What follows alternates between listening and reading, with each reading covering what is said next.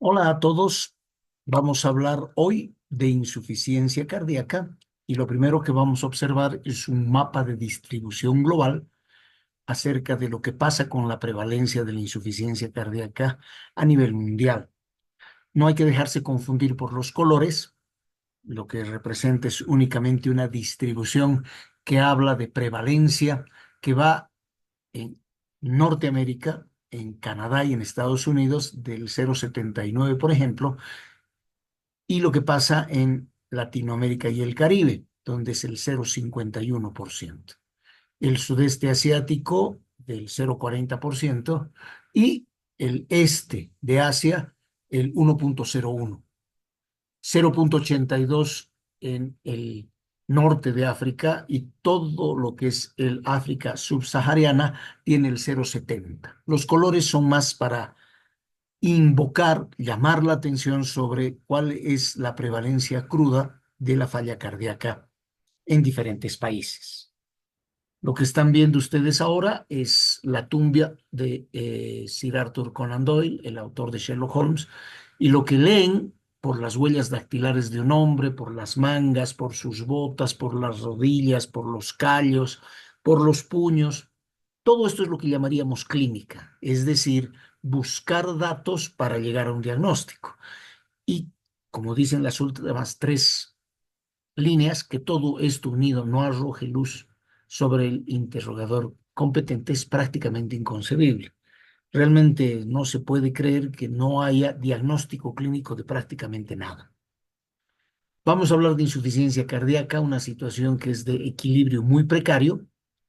Y lo primero es un fondo de un teatro donde vamos a presentar cuatro obritas muy rapiditas. La primera se llama enfermedad cardíaca isquémica, la segunda se llama hipertensión arterial, la tercera se llama valvulopatía mitral, la cuarta se llama arritmias, podríamos tener otras más, pericardio, cor pulmonar crónico, cardiopatías congénitas. Podríamos tener una enorme variedad de patologías, pero todas van a desembocar en insuficiencia cardíaca. Entonces, sea cual sea la obra que vamos a presentar, el fondo es al final insuficiencia cardíaca, que es el resultado fisiopatológico de todas las enfermedades cardíacas.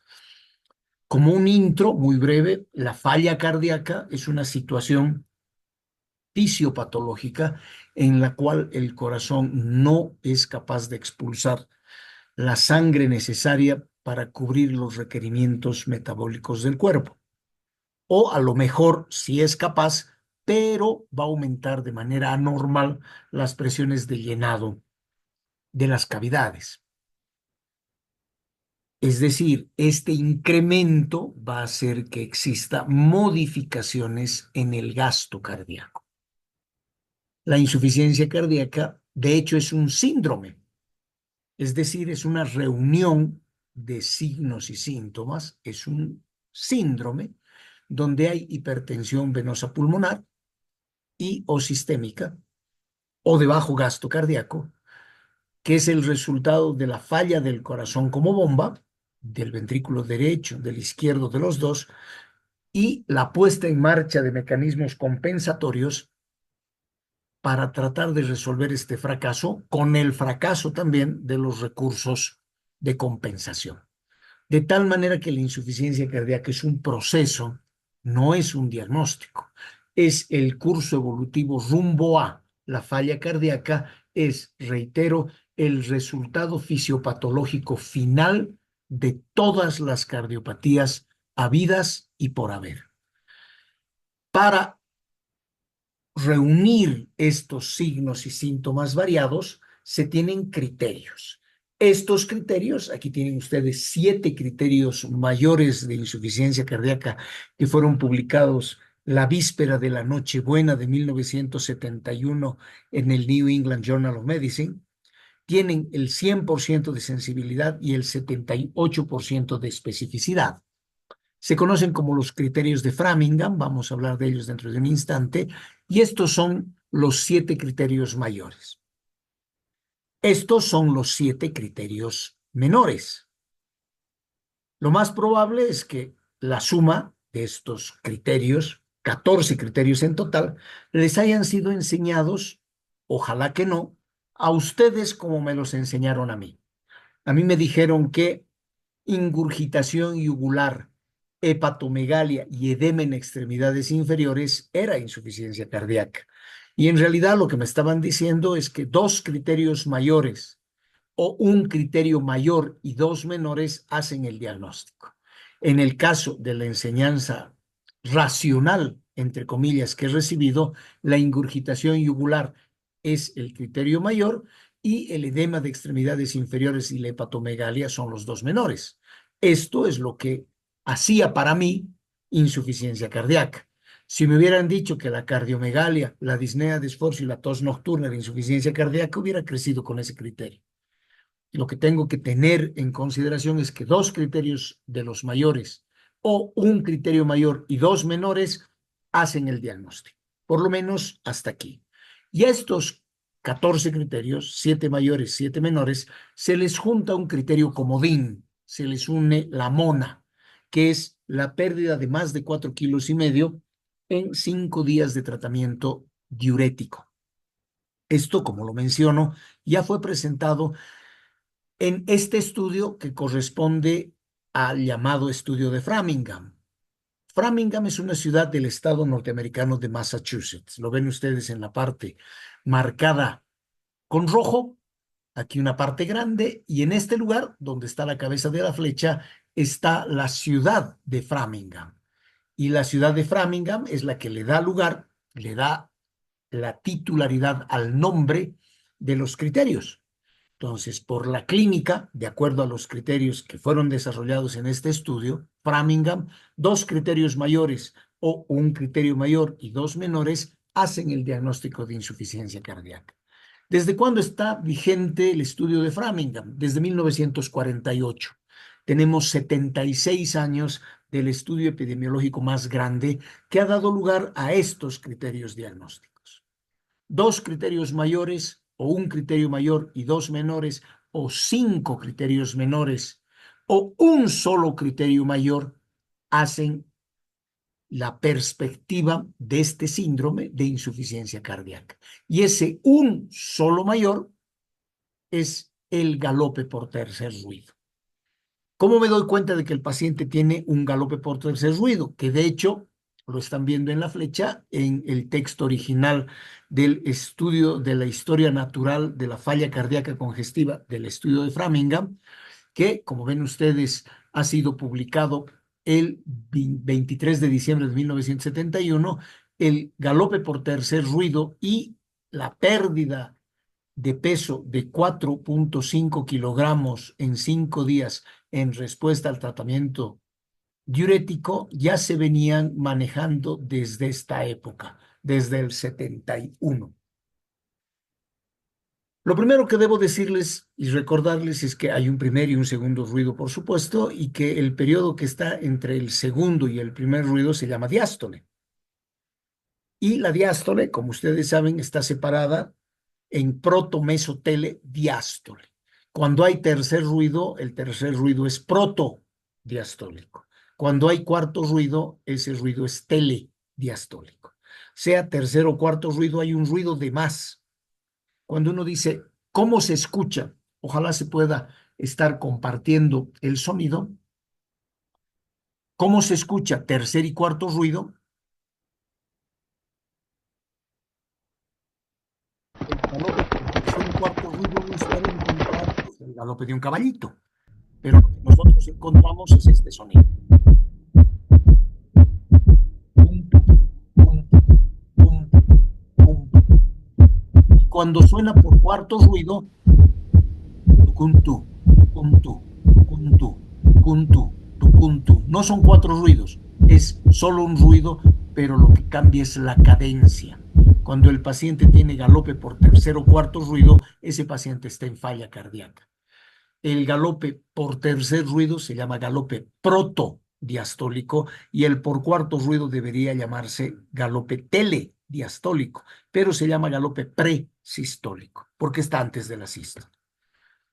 Esto es muy interesante en relación a la clasificación. A veces es confuso. Les voy a pedir un poco de atención. La insuficiencia cardíaca, estoy reiterando, es un síndrome clínico que tiene estadios. La asociación o el Colegio Americano de Cardiología y el American Heart Association ha mostrado estadios de la insuficiencia cardíaca y lo ha dividido en 4 estadios. El más confuso es el A. El A es pacientes con alto riesgo de falla cardíaca, pero sin cardiopatía estructural ni síntomas. Es decir, el paciente tiene riesgos, pero no tiene nada en su corazón todavía y tampoco tiene síntomas. Es decir, es como casi todos. Todos tenemos algún familiar hipertenso, algún familiar diabético, algún familiar con cor pulmonar crónico, algún familiar eritrocítico, algún familiar anémico. Entonces pertenecemos a un grupo de riesgo. Hay riesgo bajo, hay riesgo moderado, hay riesgo alto y muy alto. Entonces, si hay riesgo alto, pero el corazón está sanito, estamos en estadio A. El estadio B es alguien que tiene ya dañadito el corazón, una cardiopatía estructural, pero no tiene signos ni síntomas de falla cardíaca aún. La categoría o estadio C es paciente que ya tiene dañado el corazón, que tiene síntomas previos, antes ha hecho una insuficiencia cardíaca o la tiene ahora. Y el estadio D del American College o el American Heart es paciente que tiene falla cardíaca refractaria que necesita que hagamos algo urgente. Los síntomas pueden ser disnea, fatiga o palpitaciones o sus equivalentes. Y de acuerdo a la clase funcional, se clasifican en pacientes de acuerdo a la New York Heart Association, por sus siglas en inglés, N de New, la Y York Heart Association, HA. Muchos atrevidos le dicen la NIHA, porque piensan que se pronuncia así, NYHA. La clase, según la situación funcional, o clase funcional, es 1, 2, 3 y 4. La clase 1 es sin limitación, no hay nada. El paciente puede hacer ejercicio físico normal y no pasa absolutamente nada. No hay fatiga, no hay disnea, no hay palpitaciones. La clase 2 son pacientes que tienen una limitación ligera a su actividad física. La actividad normal puede llegar a causar fatiga, palpitaciones o disnea, pero el paciente en reposo no tiene nada. La clase 3 son pacientes que tienen una mayor limitación en la actividad física. Cualquier actividad va a provocar síntomas, pero el reposo no. Y la clase 4 son pacientes que no tienen capacidad alguna para hacer absolutamente nada, porque son pacientes que tienen síntomas en reposo. Son pacientes que están disneicos de estar recostaditos. Por supuesto que en la clasificación de la falla cardíaca, el estadio A clase 1 es el mejor, pues son pacientes que no tienen signos, no tienen síntomas, no hay limitaciones y no tienen cardiopatía, o sea, como casi todos nosotros. El estadio A clase 1 no es algo que se hospitalice de ninguna manera, es algo que una enorme cantidad de ciudadanos pues viven cotidianamente. Vale la pena decir que la tercera edad ya es un factor de riesgo, es decir, cualquier persona, entre comillas, saludable de 60 años o más, es alguien potencialmente en riesgo estadio A, clase 1 de la New York Heart Association.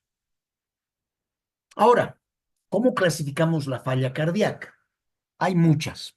Hay la falla cardíaca sistólica, el problema es que hay mala función contráctil, ese corazón está latiendo mal. La falla cardíaca diastólica, ese corazón late bien pero relaja mal.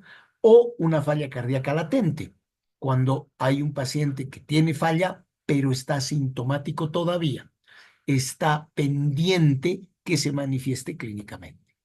Sin embargo, la definición actual, la que tiene carta de ciudadanía, es esta con iniciales. Fíjense, arriba dice definiciones de la HFrEF y la HFpEF. ¿Qué es la R y qué es la P? HF es falla cardíaca, heart failure, y la EF es fracción de eyección, ejection fraction. La R es reduced, reducida, falla cardíaca con fracción de eyección reducida. Y la P es preservada. La definición que se utiliza ahora de falla cardíaca es falla cardíaca con fracción de eyección reducida y falla cardíaca con fracción de eyección preservada, que se sabe, que se conoce como falla cardíaca con fracción de eyección reducida. Antes se decía que una fracción de eyección normal era el 70% y empezaba a haber problemas cuando el corazón expulsaba menos del 55%. Eso se decía antes. Hace unos 6 o 7 años, el criterio de falla cardíaca con fracción de eyección preservada ha bajado a 50. Es decir, cuando uno expulsa la mitad de su contenido ventricular, su fracción de eyección todavía está preservada. Se considera reducida cuando la fracción de eyección es menos del 40%.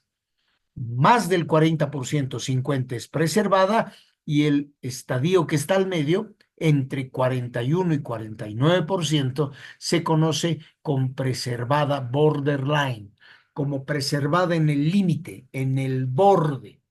Y hay una clasificación adicional que es la falla cardíaca con fracción de eyección preservada improved.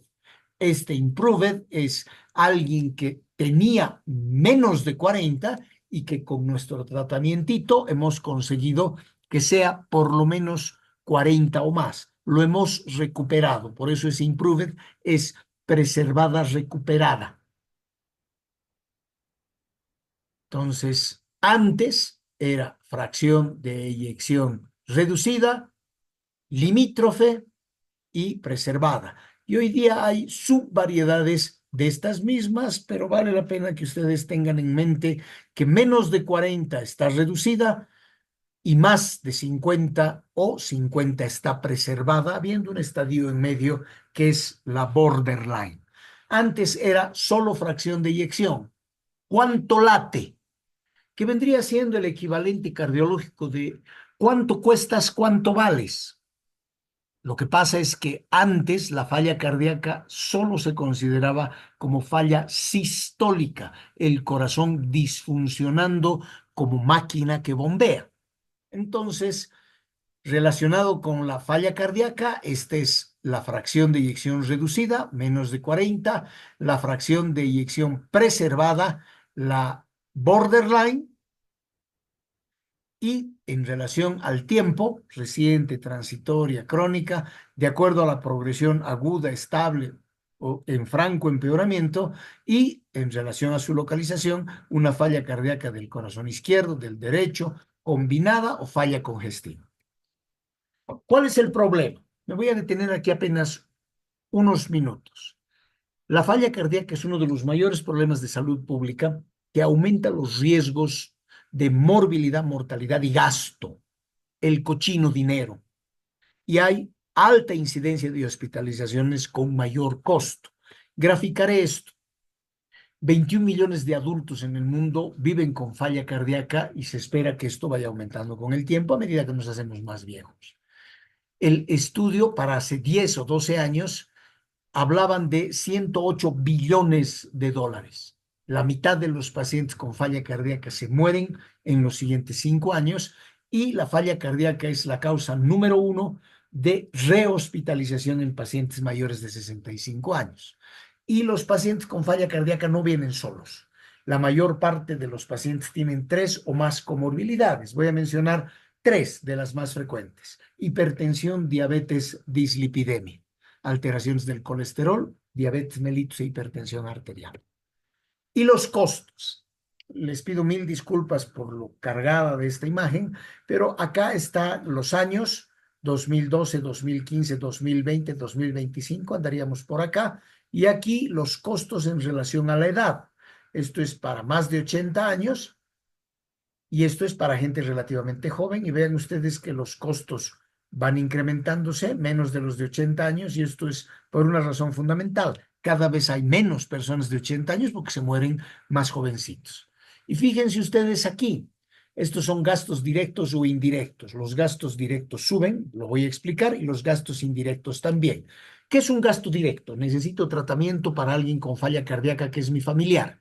Mi abuelito está en falla cardíaca y muy probablemente necesite una válvula, necesite probablemente tratamiento fibrinolítico, necesite terapia intensiva y todo eso es gasto. Aunque sea del SUS, hay cosas que no me las cubren y que me las cobran.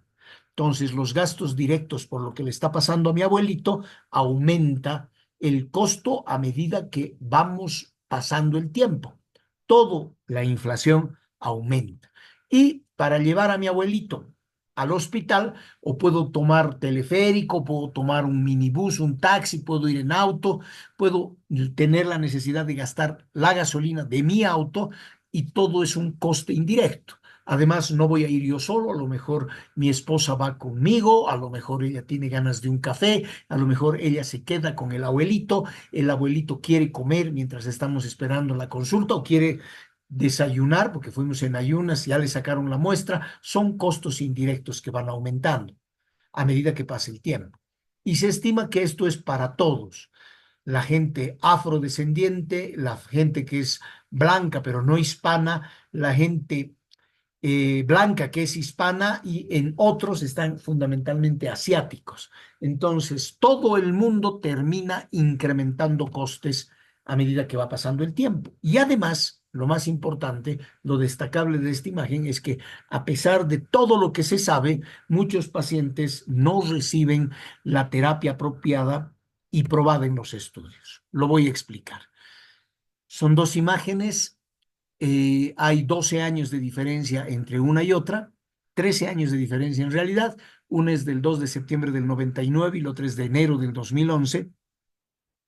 La misma revista, son diferentes autores y este habla del efecto de la espironolactona en la morbilidad y la mortalidad de los pacientes con falla cardíaca severa. Este estudio se conoce como el estudio RALES y la S de RALES es espironolactona. El uso de la espironolactona que ha demostrado ya al principio de la década de los 2000, al final de la década de los 90, ha mostrado que la espironolactona mejora la posibilidad de sobrevida en los pacientes que reciben este tratamiento. Desde el 99 se optimiza el tratamiento con espironolactona en todo paciente que va a ser externado, porque mejora la posibilidad de sobrevida. Años después, un primo hermano de la espironolactona, la eplerenona, ha hecho su aparición con un estudio que habla de la eplerenona en pacientes con falla cardíaca sistólica y síntomas moderados, donde lo que se observa es que la eplerenona disminuye la causa de muerte por cualquier causa. Entonces, entre mejorar la sobrevida y disminuir la mortalidad, la eplerenona y la espironolactona deben utilizarse uno u otro, no se usan en conjunto, deben utilizarse en el manejo ambulatorio y esto se sabe desde hace más de 25 años. ¿Qué es lo que ha pasado? Es parte de un protocolo. El estudio con la eplerenona se llama el estudio EFESUS. EPHESUS, el EFESUS. La E es de eplerenona. Lo interesante es, fíjense ustedes, este estudio es del 2009, que ¿qué es lo que pasa con el uso de los antagonistas de la aldosterona en falla cardíaca? Aquí están las conclusiones que se las amplío.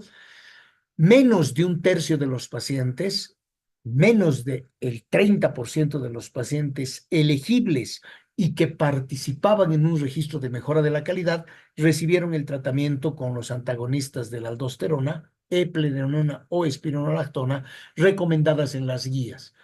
A pesar de que esté indicado en países del primer mundo, pues no se usa en la cantidad que debería usarse. Es decir, a pesar de que sabemos lo que hay que hacer, en muchas comunidades no se hace. Peor todavía si ignoramos lo que hay que hacer. En relación a la etiología de la falla cardíaca, puede haber enfermedades valvulares, enfermedades miocárdicas, endocárdicas, arritmias, taqui o bradiarritmias, alteraciones de la conducción, bloqueos auriculoventriculares, Puede haber enfermedades cardíacas congénitas, por supuesto, alteraciones de volumen, pacientes con falla renal o sobrecarga de volúmenes, pacientes que tienen alto gasto cardíaco, anemia, sepsis, hipertiroidismo, la enfermedad ósea de Paget o fístulas arteriovenosas, pacientes que tienen problemas pericárdicos o lo que fuera, todos ellos van a llegar a falla cardíaca. Por tanto, decir el diagnóstico es falla cardíaca es un error. El diagnóstico será la patología que lo está llevando al final fisiopatológico común a todo lo que están viendo ustedes. Entonces, puede haber un daño miocárdico directo, claro, enfermedad cardíaca aterosclerótica, infarto agudo de miocardio, miocardiopatías y o miocarditis, guiño a las miocardiopatías, miocarditis virales, como las del COVID, por ejemplo, o alteraciones del déficit vitamínico, pacientes que, por ejemplo, se dedican al consumo fehaciente del alcohol, que terminan con carencias nutricionales y que terminan haciendo miocardiopatía alcohólica, pacientes que tienen sobrecargas ventriculares, cardiopatías congénitas, insuficiencia aórtica o mitral, alteraciones en la presión de esos ventrículos que tienen que luchar contra hipertensión sistémica, estenosis aórtica, estenosis pulmonar, coartación de aorta o alteraciones en el llenado ventricular. Ese corazón late bien, pero llena mal. ¿Qué cosas hacen llenar mal a un ventrículo? La estenosis mitral, hay un stop al llenado ventricular izquierdo, la pericarditis constrictiva, que es el pijama del corazón que se ha puesto rígido y no permite que el ventrículo sea complaciente, o la miocardiopatía restrictiva, que como su nombre lo dice, pues restringe el llenado ventricular.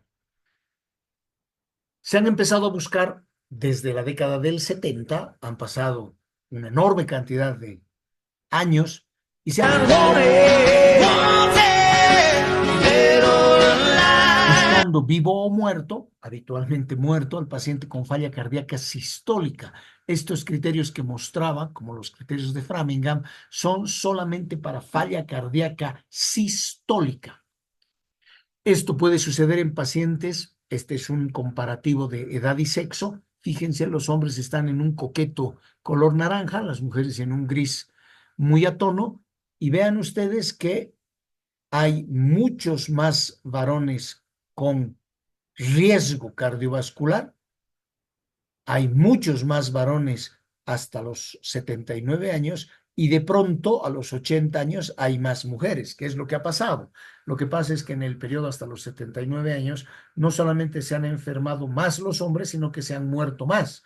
Por eso, para los 80 hay cada vez menos hombres y proporcionalmente el número de mujeres ha incrementado. Pero no es porque haya más mujeres, sino porque la mortalidad neta ha sido mucho más alta en el sexo masculino. ¿Qué factores hay precipitantes de la falla cardíaca? El consumo exagerado de sal y la no restricción de líquidos, los pacientes que hacen un esfuerzo físico, pacientes que desarrollan arritmias, taquiarritmias, fundamentalmente como la fibrilación auricular, aunque las bradiarritmias no son una excepción, pacientes que se intoxican con medicamentos, la intoxicación digitálica todavía es un problema, pacientes que hacen un evento isquémico coronario, un infarto de miocardio, una angina estable, una angina inestable y pacientes con hipertensión arterial. Lo de la hipertensión es muy llamativo. El 75% de los pacientes con falla cardíaca tienen antecedentes de hipertensión arterial sistémica. Y los pacientes que tienen hipertensión de 160/90 o más tienen un riesgo el doble de morir de los pacientes que tienen menos de 140/90.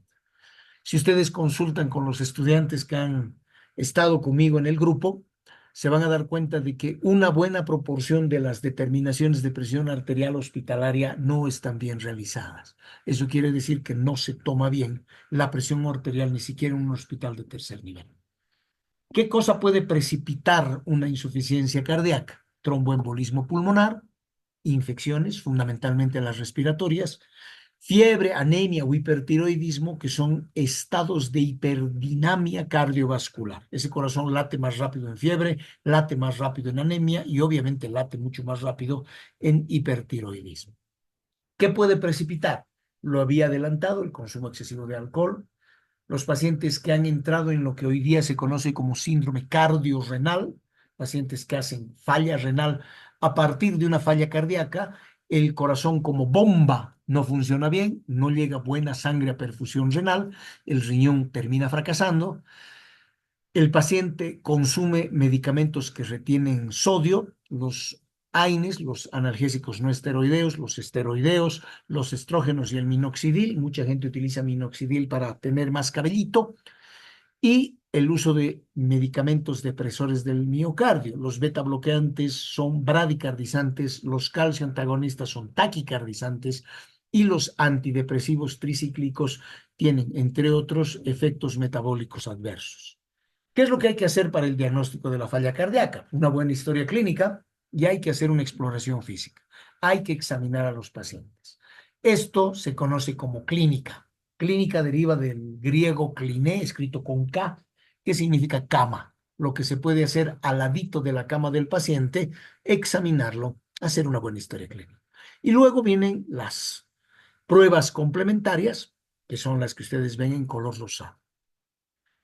La evaluación actual incluye biomarcadores, se utilizan mucho los péptidos, el péptido atrial natriurético BNP o el NT-proBNP, pueden ser de ayuda, puede hacerse determinaciones en pacientes descompensados agudos que tienen una clínica compleja y que no permiten hacer la discriminación si es o no es, y pueden ayudar conjuntamente a las troponinas para definir el pronóstico o la severidad. Un mundo ideal. Ahora, en un mundo ideal, puedo utilizar el BNP en azul marino o el NT-proBNP.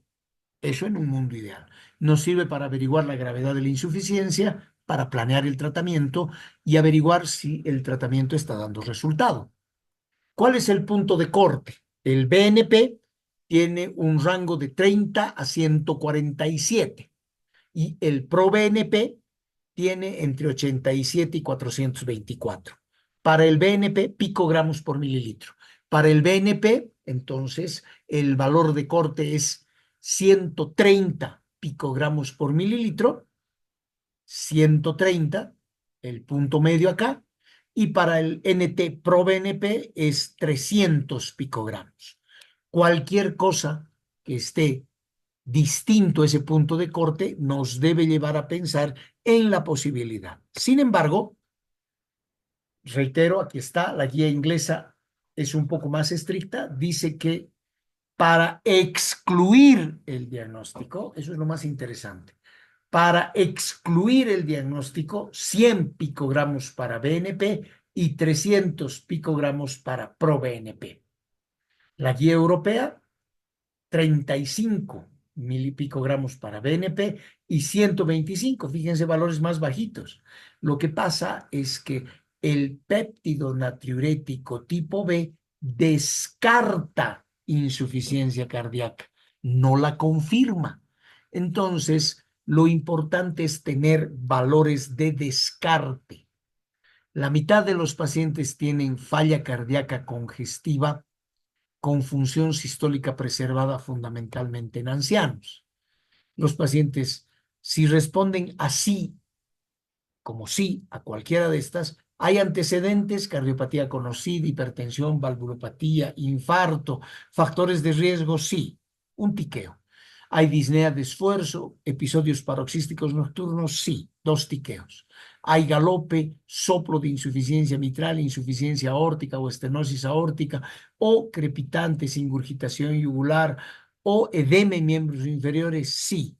Si el paciente tiene taquicardia sinusal, bloqueo de rama izquierda o datos de crecimiento ventricular izquierdo por sobrecarga sistólica o secuelas de infarto, y la respuesta es sí, o en la placa hay cardiomegalia o datos de congestión pulmonar y el péptido natriurético es más de 100 o más de 300 si el paciente es menor a 50 años, si es sí, hay un origen cardíaco probable, pero es la reunión de muchos síes y el paciente va para eco. Lo interesante de la manito que está señalando, si es menor de 50 años es porque estos valorcitos son diferentes con varios umbrales para la edad. Menos de 300 o menos de 450 si es menos de 50 años según otros autores, alrededor de 900 entre los 50 y 75 años y puede ser hasta 1800 en mayores de 75 años. Entonces no tenemos siquiera la perspectiva de que efectivamente tengamos un paciente con falla cardíaca con valores elevados. Nos sirve para descartar el diagnóstico en situaciones que ya indican poca probabilidad. Hay puntos de corte diferentes para descartar insuficiencia cardíaca aguda y hay dos algoritmos de diagnóstico. El eco para ver la causa y los péptidos. Con un pequeño detalle, les voy a robar 30 segundos. Disculpen por el espacio publicitario no solicitado. Este es el examen de mi padre, donde se le ha pedido ProBNP, el valor de referencia es de 0 a 400 y aunque a ustedes les parezca mentira, mi padre tiene un valor de 13.400, siendo el mínimo o el tope 400. Es decir, 4.000 sería aterrador, 8.000 sería para no creer, 13.000 es 3 veces más alto.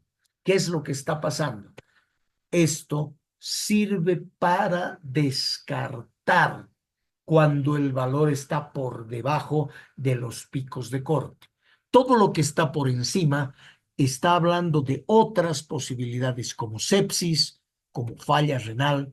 Por eso, la otra vía es hacer eco transtorácico, electrocardiograma de 12 derivaciones, una química sanguínea completa, un recuento globular para detectar anemia y finalmente, junto con la placa de tórax, hacer la evaluación de los péptidos. Entonces, se sospecha la falla cardíaca, aguda o no aguda, placa, eco, péptidos, y si este resultado descarta, pues el paciente hay que buscar otra causa de nuestra patología y si con estos resultados llegamos al eco y se define que está confirmado, definimos además la etiología del problema. Hoy todo el mundo se está preocupando en la diástole. De hecho, aquí el Doppler tisular como una nueva directriz para la diastología, algo que se está poniendo en moda desde hace 4 años, porque nos permite evaluar la falla diastólica. Aquí vean ustedes el estadio A de la falla cardíaca, edad. ¿Se acuerdan? El estadio A es paciente que no tiene datos de falla cardíaca, tiene antecedentes, tiene perspectivas, pero no tiene nada en su corazón y no tiene signos de insuficiencia cardíaca. Mientras más viejo, más riesgo, con antecedente de enfermedad coronaria, más riesgo, con antecedente de hipertensión, de dislipidemia, de diabetes, enfermedad vascular periférica o síndrome metabólico, más riesgo. Y si a estos factores de riesgo se añaden otros factores no cardíacos como falla renal, anemia o enfermedad pulmonar obstructiva crónica, ya se pasa al estadio B y en un tiempo más o menos de 5 años se pasa a la falla cardíaca con fracción de eyección preservada. Para la disfunción diastólica, hoy día se hace eco. Esta es una publicación del 2016, este es del 2018 para evaluar función diastólica, este es del 2022 en evaluación de la diástole por ecocardiografía y lo que hace es evaluar el flujo a través de la válvula mitral, determinar volúmenes de aurícula izquierda, cómo se comporta la válvula mitral y el tejido alrededor de la válvula, definir presiones de arteria pulmonar, el flujo de las venas pulmonares, cuál es el comportamiento de este corazón en maniobra de Valsalva y ver qué es lo que pasa con el anillo mitral. Todas estas herramientas para ver funcionalidad, cuantificación de cavidades con la ilusión de encontrar algo que nos lleve más allá de la fracción de eyección, algo más. Se hace con pacientes diabéticos, que es el evaluar la función ultramicroscópica del tejido donde se observa cómo se tuerce el tejido. Este mecanismo de torsión se llama strain, que es el movimiento como este edificio que parece torcido. El ventrículo tiene un movimiento muy particular de torsión, como si estuviéramos enrollando una toalla, como si estuviéramos dando la vuelta, con movimientos de rotación horaria y antihoraria de la base y de la punta del ventrículo izquierdo. Pero casi ninguno de nosotros ha visto un corazón latir así. Claro, hemos tenido oportunidad de ver corazones como estos, donde la punta va en un sentido y la base va en el otro, porque los corazones tienen este movimiento helicoidal o de torsión. Y lo que se hace es definir a través de una técnica ecocardiográfica que se llama strain el movimiento ventricular. ¿Cuál es el tratamiento finalmente? Diuréticos, hacer pipí al paciente, ojo, en ampollas, furosemida solo en pacientes que tienen ascitis, espironolactona, ya le he mencionado antes. Se puede utilizar tratamiento inótropo con digoxina, dopamina o dobutamina. Se tiene que evitar los AINES, excepto la aspirina después de un infarto. Hay que evitar los antiarrítmicos de la clase 1, flecainida, encainida y propafenona. En el medio solo hay propafenona, hay que evitarla. Calcio antagonistas porque son taquicardizantes, antidepresivos tricíclicos porque son cardiotóxicos, corticoides porque retienen sodio y agua, y el litio porque es un cardiotóxico también. Se puede utilizar inhibidores de la enzima convertidora de angiotensinógeno, ARA2, beta bloqueantes y antiagregantes o anticoagulantes, porque pues, el paciente está teniendo posibilidad de hacer enfermedad cardíaca isquémica. ¿Cuáles son los avances en el tratamiento? Se pueden utilizar IECAs, beta bloqueantes, antagonistas de la aldosterona. En amarillo, una novedad, sacubitril valsartán, disminuye la mortalidad. Y una novedad también que vale la pena darle un par de minutos, que es el uso de los cuatro fantásticos. Los cuatro fantásticos son parte de la cultura, a lo mejor para algunos los cuatro fantásticos son estos personajes, o para algunos los cuatro fantásticos son estos otros. Pero los cuatro fantásticos son los inhibidores de los receptores de la neprisilina, que aquí está el sacubitril valsartán, los antagonistas de los receptores de mineralocorticoides, aquí está la espironolactona y la eplerenona, los beta bloqueantes, los nuevos beta bloqueantes, aquí está el carvedilol, el bisoprolol, el metoprolol y el nebivolol, y aquí están los SGLT2, los inhibidores SGLT2, inhibidores de los cotransportadores de sodio-glucosa. ¿Qué ideal fuera tener pacientes en quienes podamos bajar la mortalidad, evitar la progresión de falla cardíaca, menos hipertensión, menos peso, evidentemente menos obesidad, menos volumen y un efecto protector metabólico? ¿Esta droga de diseñador existe? Sí. Son las drogas que se utilizan para la falla cardíaca con fracción de eyección preservada y reducida. Aunque parezca mentira, estos son pacientes en falla cardíaca. Este es con falla cardíaca con fracción de eyección preservada y este es con reducida, que pues requiere del ojo del que está haciendo el estudio. Y este es pues el que se considera la cresta de la ola hoy, los inhibidores de los SGLT2, que luego de este algoritmo, podemos resumirlo en este, el paciente tiene natriuresis y al hacer no orina, sino al hacer sal, disminuye la albuminuria y se preserva la función renal, disminuye el volumen plasmático, disminuye la poscarga, disminuye el remodelado cardíaco, hay una mejor homeostasis de sodio y agua, hay una volemia conservada, disminuye la precarga, disminuye la tensión miocárdica y todo lleva a disminución de la falla cardíaca. Hay muchos estudios con estos productos cuyo apellido es glifosina. Los inhibidores SGLT2, les decía, son la cresta de la ola. El estudio Emperador tiene 8 mensajes clave con empaglifosina. Son pacientes que tienen fracción de eyección del ventrículo izquierdo reducida, que tienen más de 67 años, que tiene un tercio de pacientes en Latinoamérica, 35% en fibrilación auricular, hospitalización con falla cardíaca, un tercio de los pacientes y un 75% con clase funcional 2, con riesgo combinado de falla cardíaca menor del 25% con la empaglifosina. No todos los pacientes se pueden beneficiar. Pacientes postinfarto, en fase grave descompensado, secundaria cardiotoxicidad, fundamentalmente pacientes que están recibiendo tratamiento para el cáncer, no han mostrado diferencias significativas en relación a el tipo, voy a mencionarlo ahorita, de SGLT2 que se use y el reclutamiento con péptidos natriuréticos siempre por encima de 1000. Por eso eso de 400 es como para dudar. Se ha mostrado que reduce de manera consistente los eventos cardiovasculares y renales. Hay una disminución del 38% de mortalidad cardiovascular y que independiente de la presencia de diabetes, no la raza, el color, el credo, el equipo de fútbol, todo muestra que utilicemos lo que utilicemos, siempre tenemos mejor resultado con los ISGLT2 en relación a eventos de mortalidad utilizando empaglifosina, canaglifosina, dapaglifosina o ertuglifosina.